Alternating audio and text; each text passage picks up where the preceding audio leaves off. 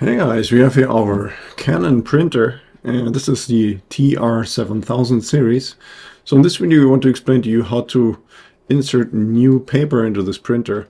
So we start out by making sure that the landing tray that is completely pushed inwards, and then underneath that tray we find another tray. And so this is the paper reservoir, and we can pull this out all the way. And then in here we make sure that the sliders here that we have here are adjusted correctly for our size of paper. So we're using in this case here the letter size paper.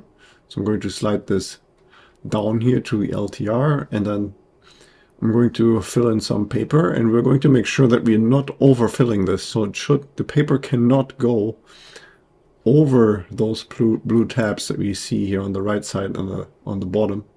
And then when we've inserted this correctly, then this paper should line up exactly with the end of the tray, just like this.